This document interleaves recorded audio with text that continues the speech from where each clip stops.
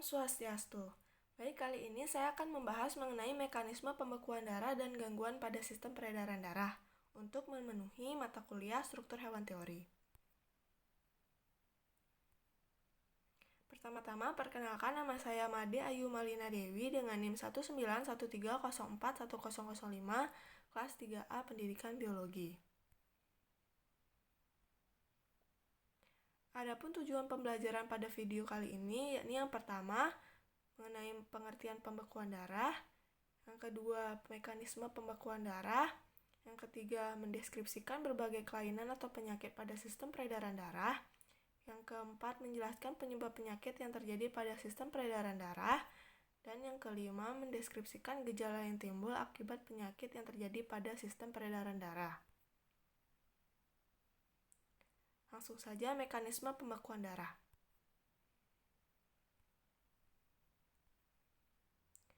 Mengapa pembekuan darah itu penting? Pembekuan darah itu penting yakni untuk mencegah kehilangan darah terlalu banyak pada individu yang tercedera, mencegah kemasukan mikroorganisme seperti bakteri, mempercepat proses penyembuhan luka, kemudian mencegah penurunan tekanan darah ke arah yang berbahaya akibat kehilangan darah yang terlalu banyak, dan terakhir mengekalkan peredaran darah dalam sistem peredaran darah tertutup. Yang berperan dalam proses pembekuan darah yakni disebut trombosit atau sel darah pembeku, yang berbentuk keping darah pembeku tidak tetap, yang jumlahnya kira-kira sekitar 200.000 sampai 400.000 mm3, dan dibuat dalam sumsum tulang atau megakariosit.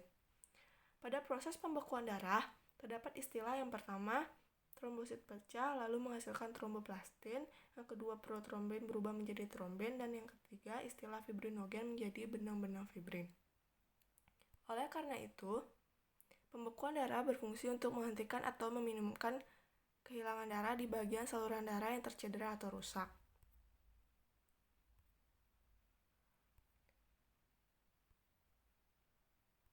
Apabila saluran darah rusak, tisu penghubung dalam dinding saluran akan terbuka dan mengeluarkan darah. Platelet akan melekat pada kolagen. Kemudian platelet bergumpal dan mengisi kawasan luka. Gumpalan platelet, sel yang rusak, dan faktor pembeku akan mengaktifkan tromboplastin.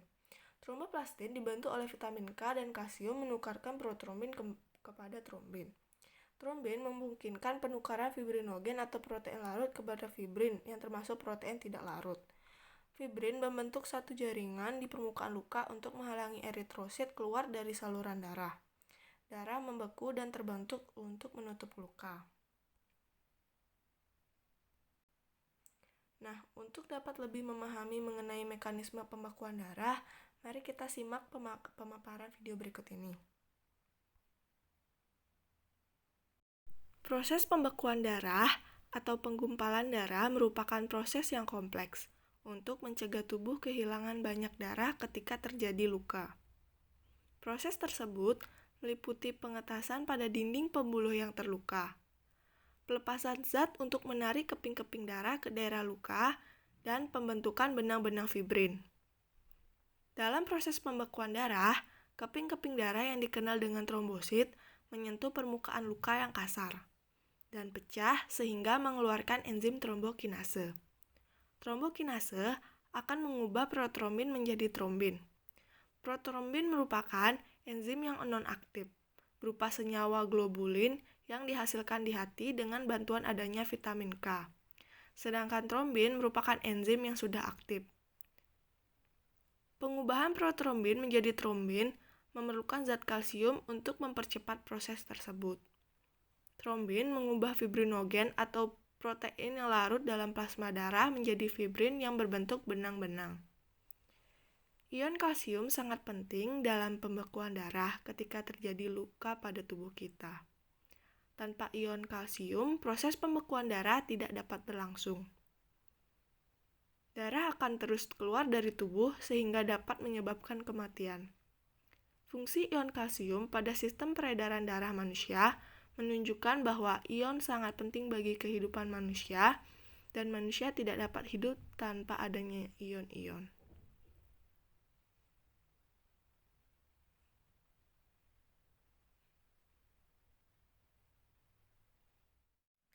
Baik, selanjutnya mengenai gangguan atau kelainan pada sistem peredaran darah. Anemia. Anemia sering disebut penyakit kurang darah. Anemia sebenarnya adalah kekurangan hemoglobin di dalam darah. Penyebabnya bermacam-macam seperti kurangnya kandungan hemoglobin dalam eritrosit, kurangnya jumlah eritrosit dalam darah, dan kurangnya volume darah dari volume normal. Kekurangan ion K atau kekurangan vitamin B12 yang membantu pembentukan sel darah merah. Gejala umum anemia yang pertama itu pucat pada kelopak mata, mual, denyut jantung tidak beraturan, kelebihan berlebihan, sakit kepala, dan kerontokan rambut. Berkurangnya sel darah merah bisa terjadi pada penderita malaria karena plasmodium memakan sel darah merah.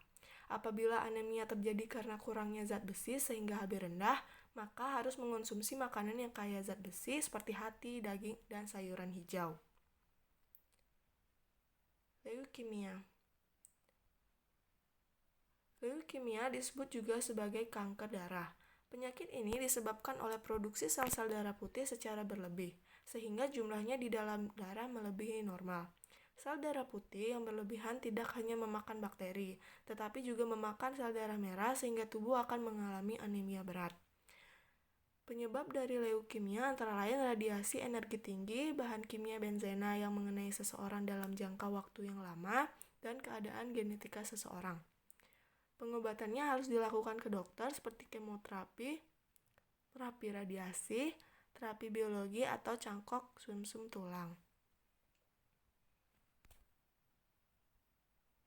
Hipertensi. Tekanan darah normal pada orang dewasa adalah sekitar 120 sampai atau 20 mmHg. Jika tekanan darahnya jauh di atas tekanan darah normal, orang akan mengalami hipertensi. Tanda-tandanya yakni sakit kepala dan susah tidur. Tekanan darah yang tinggi dalam arteri dapat menyebabkan pecahnya kapiler. Jika pembuluh darah yang pecah adalah pembuluh darah di otak, maka akan terjadi stroke. Penyebab hipertensi berkaitan dengan umur, kegemukan, dan keturunan. Keadaan ini susah disembuhkan tetapi bisa dikontrol dengan pola hidup sehat dan obatan-obatan. Dianjurkan untuk tidak merokok, tidak minum minuman beralkohol, rendah garam dan rendah lemak, olahraga secara teratur, dan istirahat. Hemofilia. Hemofilia adalah penyakit darah sulit membeku. Luka yang sedikit saja dapat menyebabkan darah mengucur sehingga penderita dapat mengalami kekurangan darah, bahkan menyebabkan kematian. Umumnya diderita oleh laki-laki. Faktor hereditas terpaut pada hormon X.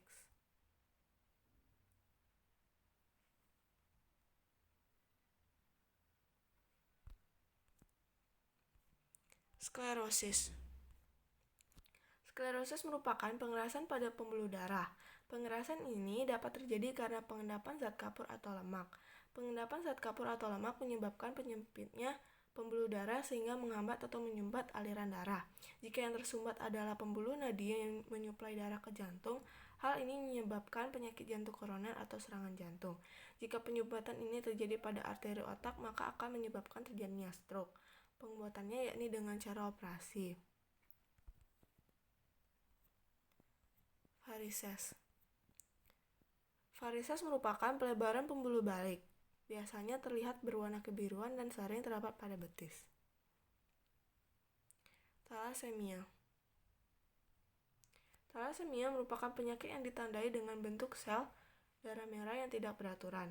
Akibatnya daya ikat terhadap oksigen dan karbon dioksida berkurang. Pada penderita, daya ikat sel darah merahnya terhadap oksigen rendah karena kegagalan pembentukan hemoglobin atau gen pembentuk Hb rusak. Thalassemia tidak mampu mensintesis rantai polipeptida alfa dan beta, polipeptida yang dibutuhkan untuk membentuk Hb. AIDS.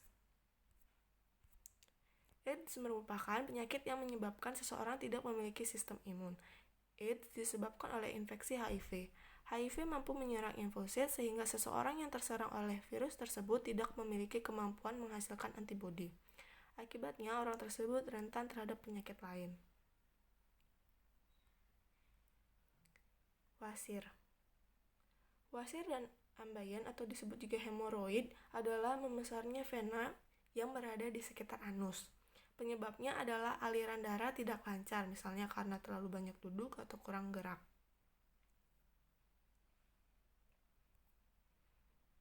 Dan yang terakhir yakni jantung koroner. Jantung koroner disebabkan oleh arteriosklerosis atau pengerasan pembuluh nadi karena pengendapan lemak. Penyakit jantung koroner adalah kondisi ketika pembuluh darah utama yang memberi pasokan darah, oksigen, dan nutrisi untuk jantung menjadi rusak. Biasanya kondisi ini disebabkan oleh plak kolesterol dan proses peradangan. Pembentukan plak tersebut menyebabkan penyempitan pada arteri koroner dan menurunkan aliran oksigen ke jantung. Hal inilah yang menyebabkan nyeri dada.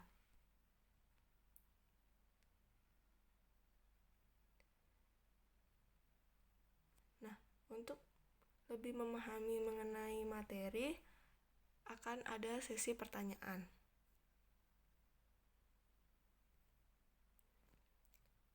Pertama, mengenai materi mekanisme pembekuan darah. Soal yang pertama yakni sel darah yang berperan penting dalam proses pembekuan darah untuk menghentikan pendarahan jika terjadi luka adalah A. Eritrosit, B. leukosit, C. trombosit, D. basofil, E. limfosit. Jawabannya yakni C. trombosit. Soal yang kedua, enzim yang terkandung di dalam trombosit disebut A. fibrinogen, B. trombin, C. protrombin, D. trombokinase, E. fibrin.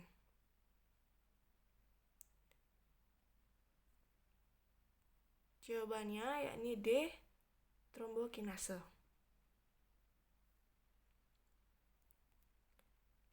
Soal berikutnya yakni zat yang berfungsi mencegah perubahan protrombin menjadi trombin adalah A. albumin, B. serum, C. fibrinogen, D. hirudin, E. heparin.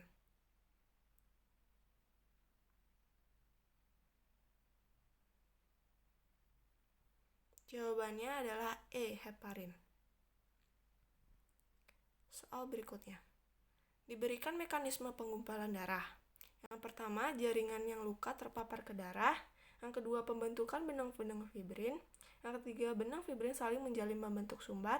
Dan yang keempat, trombosit membentuk sumbat agar tidak kehilangan darah. Urutan yang benar adalah A1, 2, 3, 4, B1, 3, 2, 4, C1, 4, 2, 3, D2, 1, 3, 4, dan E2, 1, 4, 3.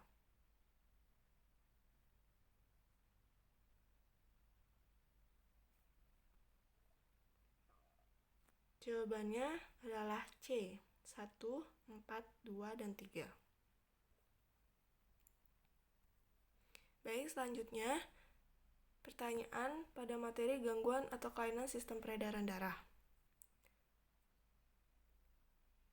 Gangguan sistem peredaran darah yang terjadi akibat berkurangnya kadar hemoglobin atau jumlah eritrosit di dalam darah disebut A. kanker darah, B. anemia, C. leukemia, D. hemofilia, E. trombus.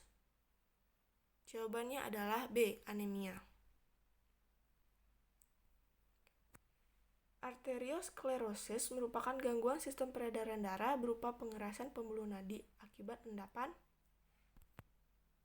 A. protein, B. lemak, C. zat kapur, D. mineral, E. zat besi.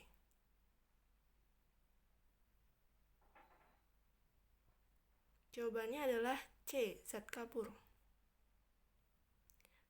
Soal berikutnya, berikut ini merupakan penyakit menurun adalah A. hemofilia, B. anemia, C. leukemia, D. leukopenia, E. trombus. Jawabannya adalah A. hemofilia. Soal berikutnya, pengerasan pembuluh darah karena adanya endapan lemak disebut A. arteriosklerosis, embolus, trombus, hemoroid.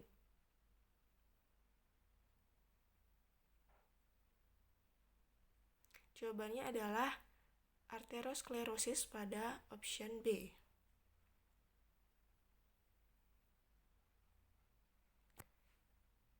Baik, sekian dari pemaparan saya mengenai mekanisme pembekuan darah dan gangguan kelainan pada sistem peredaran darah. Terima kasih dan sampai jumpa pada video selanjutnya.